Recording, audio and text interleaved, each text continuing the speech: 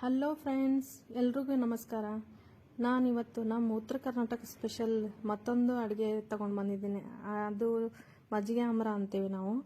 ಇದು ಅನ್ನಕ್ಕೂ ಚಲೋ ಆಗುತ್ತೆ ಮತ್ತು ರೊಟ್ಟಿಗೂ ಚಲೋ ಆಗುತ್ತೆ, ಚಪಾತಿ ಜೊತೆಗೂ ಸಖತ್ತಾಗಿರುತ್ತೆ. ಇದನ್ನು ಹೆಂಗೆ ಮಾಡೋದಂತ ಹೇಳ್ತಾ ಹೋಗ್ತೀನಿ, ಸ್ಕಿಪ್ ಮಾಡಿದ ವಿಡಿಯೋ ನೋಡಿ. ಇದಕ್ಕೆ ಬೇಕಾದಂಥ ಸಾಮಗ್ರಿಗಳಂದರೆ 3 ಬೆಳ್ಳುಳ್ಳಿ, ಅರ್ಧ ಇಂಚು ಶುಂಠಿ, 1 ಸ್ಪೂನ್ ಜೀರಿಗೆ, ಸ್ವಲ್ಪ ಕೊತ್ತಂಬರಿ, ಸ್ವಲ್ಪ ಕರಿಬೇವು ಮತ್ತು 4-5 ಮೆಣಸಿನ್ಕಾಯಿ, 1 ಚಿಕ್ಕ ಈರುಳ್ಳಿ, ಇಷ್ಟೆಲ್ಲ ಬೇಕು. ಈರುಳ್ಳಿ ಬಿಟ್ಟು ಎಲ್ಲನೂ ಮಿಕ್ಸಿನಲ್ಲಿ ಪೇಸ್ಟ್ ಮಾಡಿ ಇಟ್ಕೋಬೇಕು. ಕೊನೆಗೆ ಉಳ್ಳಾಗಡ್ಡಿನ ಇದನ್ನು ಸಣ್ಣದಾಗಿ ಹೆಚ್ಚಿ ಒಗ್ಗರಣೆ ಕೊಡ್ತೀನಿ, ಅದನ್ನು ಹೇಳ್ತಾ ಹೋಗ್ತೀನಿ. ಈಗ ನೆಕ್ಸ್ಟ್ 1 ಸ್ಪೂನ್ನಷ್ಟು ಕಡಲೆಬೇಳೆ ಹಿಟ್ಟನ್ನು, ಪಕೋಡ ಹಿಟ್ಟು ಅಂತೀರಲ್ಲ ನೀವು, ಆ ಹಿಟ್ಟನ್ನು ಒಂದು ಸ್ವಲ್ಪ ನೀರು ಹಾಕಿ ಕಲಸಿಟ್ಕೋಬೇಕು. ಇದು ಗಂಟಾಗದಂಗೆ ಕಲಸಿಟ್ಕೋಬೇಕು. ಈಗ 2 ಗ್ಲಾಸ್ ಮಜ್ಜಿಗೆ ತೊಗೊಂಡಿದ್ದೀನಿ ನಾನು. ಆ ಮಜ್ಜಿಗೆಗೆ ಈ ಕಲಸಿದಂಥ ಹಿಟ್ಟು ಇರುತ್ತಲ್ಲ, ಕಡಲೆ ಹಿಟ್ಟು, ಅದನ್ನು ಹಾಕಿ ಕಲಸ್ಕೋಬೇಕು.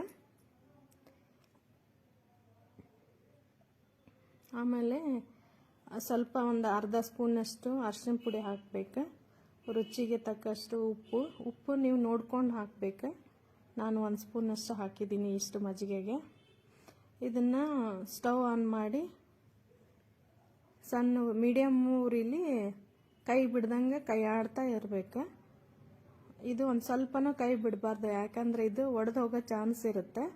ಹಾಗಾಗಿ ಈ ಥರ ಕೈ ಆಡ್ತಾನೆ ಇರಬೇಕು ಯಾವಾಗಲೂ. ಬಂತು, ಈಗ ಸ್ವಲ್ಪನೂ ಬಿಡ್ದಂಗೆ, ಒಂಚೂರು ಬಿಡಬಾರ್ದು. ಇದು ಈ ಥರ ಕೈ ಆಡ್ತಾ ಒಂದು 10 ನಿಮಿಷ ಸಾಕು, ಇದು ರೆಡಿ ಆಗುತ್ತೆ. ಸ್ವಲ್ಪ ಕೈ ಬಿಟ್ರೂ ಒಡೆದೋಗೋ ಚಾನ್ಸ್ ಇರುತ್ತೆ, ಆದರೆ ರುಚಿ ಮಾತ್ರ ಸಖತ್ತಾಗಿರುತ್ತೆ.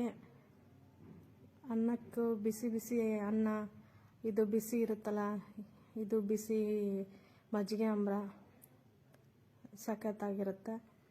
ಈಗ ಈ ಥರ ಕುದಿ ಬಂದಮೇಲೆ ಸ್ಟವ್ ಆಫ್ ಮಾಡಬೇಕು. ಈಗ ಉಳ್ಳಾಗಡ್ಡಿ ಮತ್ತು ಮೆಣಸಿನ್ಕಾಯಿ ಪೇಸ್ಟು ಮತ್ತು ಕರಿಬೇವು ಎಲ್ಲನೂ ಒಗ್ಗರಣೆ ಕೊಡಬೇಕು.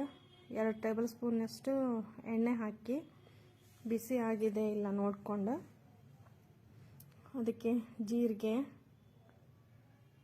ಮತ್ತು ಸ್ವಲ್ಪ ಒಂದು ಅರ್ಧ ಸ್ಪೂನಷ್ಟು ಸಾಸಿವೆ ಹಾಕಬೇಕು. ಅದು ಚಿಟಪಟ ಸಿಡಿಯುತ್ತೆ. ಆಗ ಅದಕ್ಕೆ ಮೆಣಸಿನ್ಕಾಯಿ ಪೇಸ್ಟ್ ಹಾಕೋಬೇಕು, ಅದು ಮಾಡಿರ್ತೀವಲ್ಲ. ಆಮೇಲೆ ಸ್ವಲ್ಪ ಕರಿಬೇವು, ಸಣ್ಣದಾಗಿ ಹೆಚ್ಚಿದ್ದು ಉಳ್ಳಾಗಡ್ಡಿ ಎಲ್ಲ ಹಾಕಿ ಬಾಡಿಸ್ಬೇಕು. ಚಿಟಿಕೆ ಉಪ್ಪು ಹಾಕಬೇಕು ಇದಕ್ಕೆ ಸ್ವಲ್ಪ. ಈ ಥರ ಫುಲ್ ಬೆಂದಮೇಲೆ ಇದನ್ನು ಮಜ್ಜಿಗೆ ಸಾರಿಗೆ ಹಾಕಿ ಕಲಿಸ್ಬೇಕು. ನೋಡಿ ಫ್ರೆಂಡ್ಸ್, ಈ ಥರ ಮಾಡಿದ್ದ ಒಗ್ಗರಣೆನ ಇದಕ್ಕೆ ಹಾಕಿ ಕಲಿಸ್ಬೇಕು. ಮೇಲೆ ಸ್ವಲ್ಪ ಕೊತ್ತಂಬರಿನ ಉದುರಿಸ್ಬೇಕು. ಭಾಳ ರುಚಿ ಇರುತ್ತೆ ಇದು. ನೀವು ಟ್ರೈ ಮಾಡಿ, ಹೇಗಿದೆ ಇಷ್ಟ